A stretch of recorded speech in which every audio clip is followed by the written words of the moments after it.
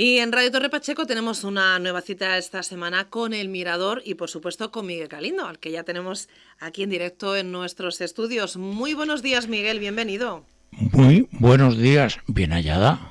Muchas Bien gracias. halladas. Sí, claro, tú lo dices. Femenino plural. Ahí está, porque nos ves aquí a las dos, de un Yo extremo y de a las otro. dos no estoy mejor escoltado. Vale, me alegro de que te sientas así.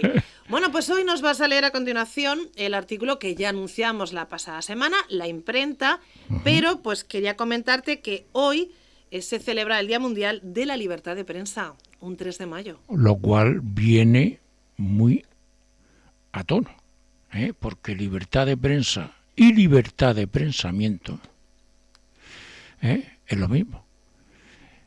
Y se dice libertad de prensa por la imprenta, precisamente, por la impresión. Y eso fue gracias a la imprenta. Y esto, la semana anterior, tú no habías caído en pensar que iba a coincidir este día, ¿no? No, fíjate, lo había hecho porque estaba próximo entonces lo del libro, la fiesta del libro, y sin embargo Sí. en la fiesta del libro había caído y no había caído en la libertad de prensa. Pues mira qué oportuno. Cuando viene a ser lo mismo, lo uno que lo otro. Bueno, pues una feliz coincidencia. Una muy feliz coincidencia. Que vamos a... Aparte de que a mí se me conociera durante muchos años por Miguel el de la imprenta. Claro, claro. Por supuesto. Muy bien. Pues por eso mismo, si alguien me pregunta que cuál es el invento más importante de la humanidad, para mí, lo tengo claro, la imprenta. Por supuesto que bajo mi personal opinión, claro, porque creo que ningún otro ha ayudado a evolucionar tanto y tan rápido al ser humano que la ocurrencia de Gutenberg. Por un casual o por un causal, ya saben, mi vida es casi que una consecuencia. Me he criado prácticamente en un kiosco, luego una pequeña papelería rodeado de periódicos, tebeos, libros, entre los que me sentía arropado, protegido. Luego mi padre dio un salto cualitativo y cuantitativo al fundar una tipografía, léase imprenta, precisamente, donde fundí armas en el noble e iniciático oficio de la impresión. Después, y no por voluntariedad, ciertamente, tuve que regresar al sector comercio de esas mismas artes gráficas, para por último dedicar los restos de mi ya escasa andadura a la autoimpuesta tarea de leer, escribir y verlas venir. Nací y moriré, si el destino me hace el último favor, alrededor de las letras y el papel, aunque al final de esta época el papel sea digital. Esas mismas letras que se grababan laboriosamente en tableros de madera, para, impregnadas luego de tinta grasa con un rodillo, impresionarlas sobre láminas de papel del ayer, allá por el siglo XV. Silografía se le llamaba entonces aquello. Pero claro, la madera se desgastaba, solo valían para la primera intención prácticamente, y era casi más oneroso el entierro que el abuelo. Hasta que don Johann se le escurrió, entre comillas, una idea tan sencilla, simple, elemental y luminosa, que asusta solo pensarlo. Separar las letras y fundirlas en metal en vez de tallarlas en madera. Nada más que eso. Al ocurrírsele los tipos móviles, abrió al mundo un universo de posibilidades. Y el componer imprimir y multiplicar, ya fue todo empezar. Y los libros comenzaron a fluir como un maná. Lo primero en parir fue, claro, una Biblia. Nótese que Biblia viene de biblo, o sea, libro. Fue llamada con el nombre del inventor, la Biblia Gutenberg, pero también se la conoce por la de 42 líneas, que es el formato en que fue conformada, y de la que consiguió sacar una serie de 200 ejemplares. 200, una endiablada exageración si barruntan ustedes que los nazis de la época, al que le apetecía fardar de tener un libro, tenía que encargarlo a un copista, casi siempre monje a sueldo de la Iglesia, que era la que tenía el control absoluto de cuanto se leía, y que costaba años y maravedíes que ni le cuento. Todo un muy bien cuidado monopolio del conocimiento y bajo un muy bendito negocio. Cuidaba muy bien de dos cosas: de lo que salía a leer y a quién podía tenerlo. Pues tenía establecida la prohibición de que la plebe aprendiera a leer para mantenerlos en la beata ignorancia. Fuera de los monasterios custodios, la cultura no se veía ni en pintura. Allí se custodiaban las obras de los clásicos, sean griegos, latinos, fueran orientales, por heréticas o precisamente por eso mismo, por serlo, todas las que se considerasen como tal.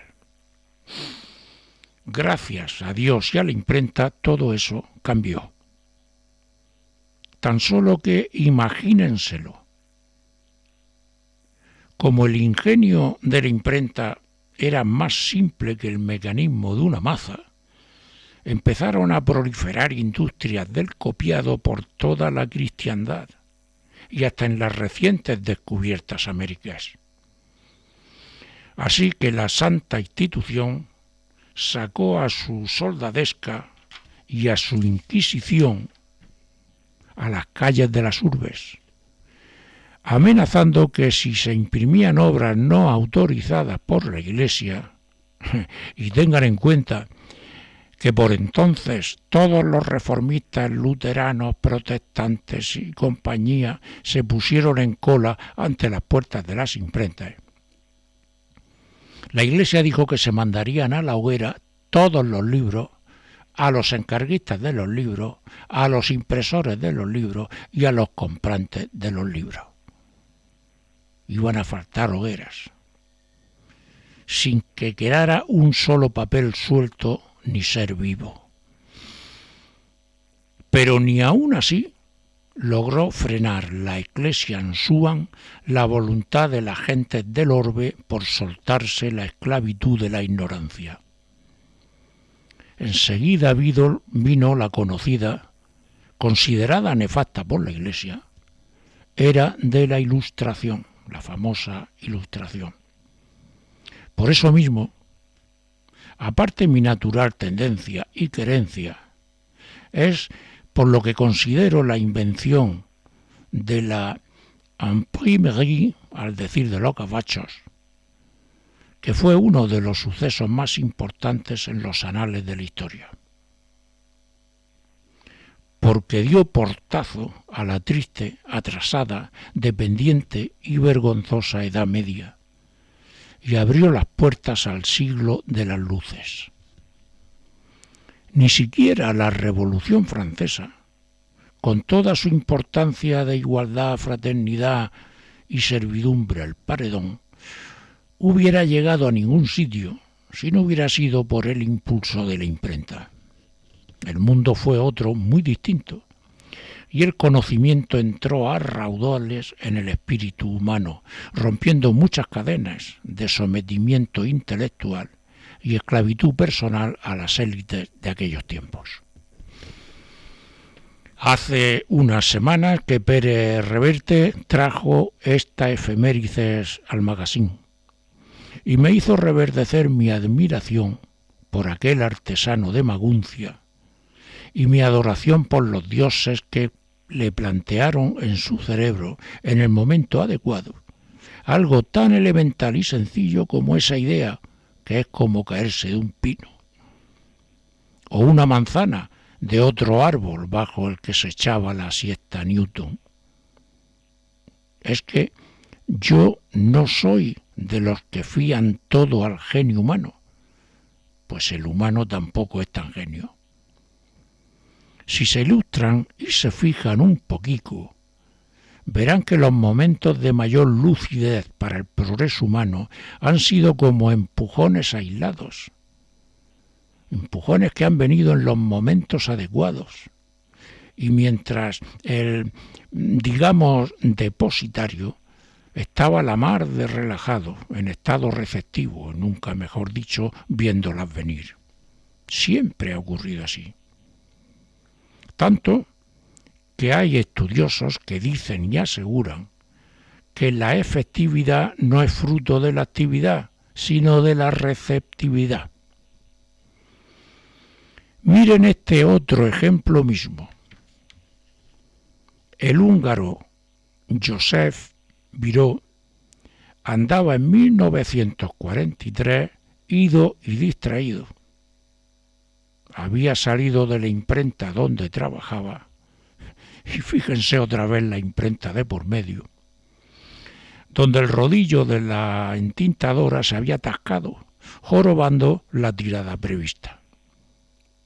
En eso que estaba, que vino a fijarse en unos zagales que jugaban a la pelota. A lo mejor uno de ellos era Kubala, en la calle, enlodada por la reciente lluvia caída, cuando vio cómo el balón dejaba un rastro de barro al rodar por el pavimento. Y ¡pum! Bolígrafo inventado. Sin más colisión de neuronas, ni de neutrones en un túnel de vacío, ni de nada. Así como el que no quiere la cosa, inventó el bolígrafo. Solo por puñetera y malsana curiosidad, les diré que apenas 3 o 4 años de la invención del boli, también me inventaron a mí. Ya les dije al principio que me acunaron entre papeles y que entonces, en aquella época, solo se emborronaba de 2 formas, o con el popular y sencillo lápiz de grafito, o con la regia, estilosa y pudiente pluma estilográfica. En aquellos primitivos colegios nos esperaban pupitres astrosos dotados de tintero y palillero para ejercitarnos con diligencia en la decoración de nuestras ropas y escasas personas, en equivalencia a la desolación de las mater nostras que nos esperaban en casa cuando llegábamos. También por ese nimio detalle, el bolígrafo igual fue el mejor invento para aquellas amas de casa, tanto o más que la invención de la lavadora y el detergente. Y tan solo por fijarse, entre comillas, tan solo por fijarse. Y si ustedes también se fijan, verán que no son inventos, sino descubrimientos. Primero descubrimos y luego recubrimos, redondeamos, maqueamos lo descubierto y entonces lo inventamos. Pero está todo ahí. Solo hace falta que los que nos colocaron en descubierta nos digan, hacho tío, que eso está ahí, es que no lo ves. Cuando nos ponemos en sintonía con nosotros mismos y dejamos de preocuparnos por jodernos entre nosotros mismos, que viene a ser lo mismo. Imagínense a un ciego que no cree ser ciego. Ni lo cree ni quiere creerlo. Lleva a su lado un lazarillo que intenta ayudarlo, pero tampoco le deja. Así que, cuando encuentra algo de valor en su camino, cree que el único mérito es suyo. Es doblemente ciego. Lo mismo que cuando tropieza, entonces la culpa es de otro, naturalmente. Bueno, pues La imprenta, protagonista, el artículo que hoy nos trae Miguel Galindo. Miguel de la imprenta. Ay, Miguel de la imprenta. Hoy, pues nada, te llamamos así. Bueno, pues vamos a conocer ahora los comentarios que han llegado a tu blog y comenzamos con el de María. Te viene muy bien tanto tema como título, pues a ti siempre se han referido por aquí como Miguel el de la imprenta. ¿A que sí? Sí, No sí. podía entonces ser menos que tocases el evento y más en la proximidad del Día del Libro. En el primer párrafo de tu artículo expones la coherencia de toda tu existencia. Pues sí, bueno, acabo de hacerlo, ¿no? Y efectivamente, cuando yo lo anunciamos, estaba próxima el día del libro. Pero es que hoy Mijaela, he dicho Mijaela. Sí, ya me he quedado mirando, sí. Micaela, ella sabe por qué. Micaela nos ha recordado también que hoy precisamente es el día de la prensa libre.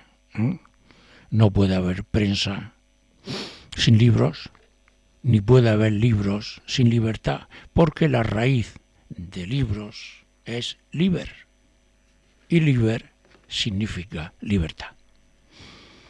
Vamos con otro comentario, este es de Mondovilio. Muy hábil al conectar la invención de Gutenberg con otras invenciones importantes para dar a entender que estamos abocados a una evolución de descubrimientos más que de inventos, pero atados también a nuestro libre albedrío, lo cual es un aparente contrasentido. Pues sí, es un aparente contrasentido. Pero es que los descubrimientos, nosotros lo revestimos de invenciones y no nos damos cuenta de que nosotros no inventamos nada. Lo único que hacemos es, si podemos y si sabemos, es perfeccionar lo que descubrimos. Y descubrimos aquello que está ahí delante de nuestras narices. Y no tenemos que esforzarnos mucho. Newton descubrió nada más y nada menos que la gravedad porque estaba echando la siesta. Y le cayó una manzana como le pudo caer una piña.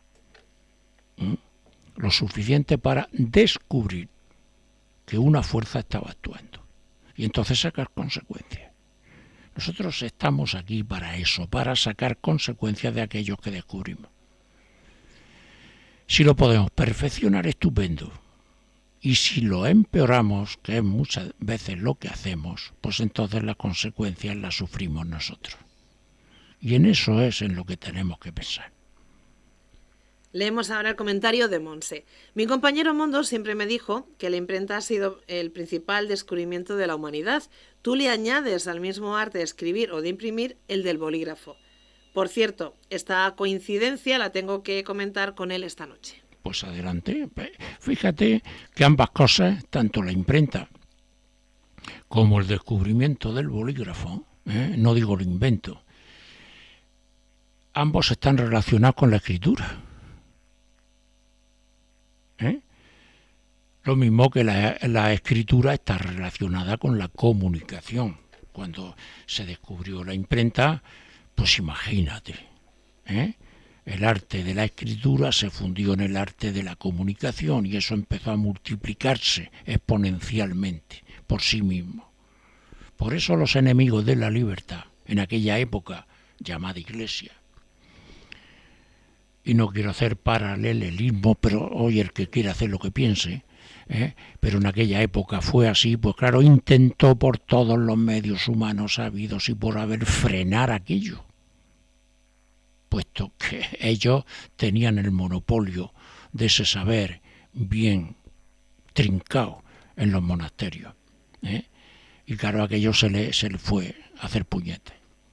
Entonces ellos en aquella época, bueno, yo hace mucho, yo era un crío, le oí inclusive a un cura decir que la imprenta era el invento del demonio. Claro, visto desde su punto de vista, aquello era demoníaco. Porque claro, resulta que solamente se multiplicaban los errores, según ellos. Todo lo que no debíamos saber. Pero bendito San Juan Gutenberg. Bueno, pues vamos con el comentario de Juan, fíjate, qué oportuno. Amigo mío, contigo siempre se aprende alguna cosa. Lo del húngaro que inventó el boli no lo sabía, y menos en tiempos tan recientes. Yo pensaba que el invento fue de la época de las plumas estilográficas, fíjate. Que va, la pluma estilográfica fue un invento muy sofisticado, también descubierto de la pluma de ganso que había que mojar en un tintero. Tampoco era la cosa, no era la cosa tan difícil. Una pluma mojada en un tintero, pues cuando tú te pones a descubrir es lo mismo también que un balón lleno de barro deslizándose por el suelo. Es lo mismo, en la raíz siempre es la misma, eso es lo curioso. Entonces, la pluma estilográfica únicamente alguien pensó, ¿y si el tintero lo ponemos encima de la pluma y que vaya mojando la pluma automáticamente? Y entonces se descubrió pues el émbolo, o se descubrió la goma que aspiraba aquello, y entonces pues así se hizo. Pero claro, el bolígrafo era un automatismo de miles de kilómetros de escritura con una sola pieza y simple pieza. Claro, aquello, cuidado que aquello tenía su... Y efectivamente es que el principio del bolígrafo no es nada más ni nada menos que una bola de acero chiquitina, con un montón de carga de tinta espesa arriba, que conforme se va gastando va alimentando la bola. No es otra cosa. Y la bola sobre el papel se va deslizando y va dejando su rastro de tinta. Lo mismo que hacía el balón con el barro. Todo está ahí. Todo, solamente hay que aplicarlo. Comentario de Merced. Esa parte de la vida de su primo, que había montado una imprenta, sí que me la contó mi tía abuela, fíjate. O sea, que tu padre forjó su vida entre el mundo del volar y el de los libros, ¿no? La verdad es que es todo como muy poético, ¿no? Bueno, ahí tiene a Saint-Exupéry, el autor del Principito. Para él, volar era una aventura y leer era una aventura. Era una aventura de libertad. Era una aventura de crear, de descubrir. Esa aventura, pues claro, relaciona mucho el volar, aunque sea en espíritu, con el escribir o el leer. Comentario de Fidel. Bueno, que a la Iglesia tuvo que darle un patatús con la rotura del monopolio del saber y el conocimiento es fácil de imaginar. Desde que vi la película Ágora y lo de Hipatía de Alejandría, me quedó claro la persecución desatada por la Iglesia a la cultura. Tremendo. Tremendo.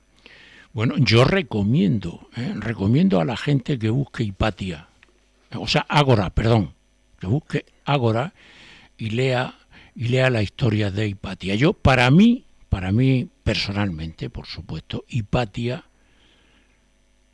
es una diosa. No fue una diosa, fue una mujer, pero en la cual se encarnaba una diosa. Y fíjate, mártir por la cultura, mártir por sus conocimientos, mártir por su libertad. Y nadie la ha hecho santa ni mártir. ¿Por qué? Porque precisamente los que se lo cargaron son los hacedores de santos, los fabricantes de santos y santas. Esos, y no otros, se cargaron a Hipatia. Tengo que escribir, os lo prometo, queda prometido porque me apetece, un artículo sobre Hipatia. Muy bien. Vamos a leer más comentarios. Este es el de Eva. Si te fijas, el principio en que se basó la invención de la imprenta y la del bolígrafo es prácticamente el mismo. Igual. La presión de un cuerpo untado de alguna materia sobre una superficie, ¿no? Y luego el trabajo de Viró, lo que tú dices siempre, casualidades o causalidades. Exactamente. Fijarse tanto en el descubrimiento de la fuerza de la gravedad, como en esto del bolígrafo, como en la invención de la imprenta, como en cualquier otra cosa, fijarse que siempre de alguna forma y manera el receptor de la idea estaba pues pensando en sus cosas, estaba relajado, estaba en su historia, cuando no estaba durmiendo. O sea, cuando la mente del ser humano se vaciaba de toda la basura con la que solemos alimentarla, y se ponía en forma receptiva, entonces algo o alguien o alguna cosa le comunicaba con es que no ves lo que hay ahí, es que no estás viendo eso. El famoso post-it, todo el mundo lo conoce, el famoso post-it lo descubrió porque no se ha inventado nada, un obrero de una papelera americana, precisamente de un error que le costó a su compañía y a su empresa cientos de miles de dólares. Y fabricaba cola, y entonces hubo un error en la producción donde salió una partida de cola que no funcionaba como cola, no pegaba. La función de la cola es pegar. Y entonces de aquella pérdida, un obrero, simplemente se preguntó, coño, esto que se puede pegar y despegar 40 o 50 o 60 o 100 veces, es que esto no tiene ninguna utilidad. Inventó el POSIT. Fíjate, ¿de qué manera? ¿De qué forma y manera? Sí. Es otro ejemplo más que dejo caer. Más comentarios.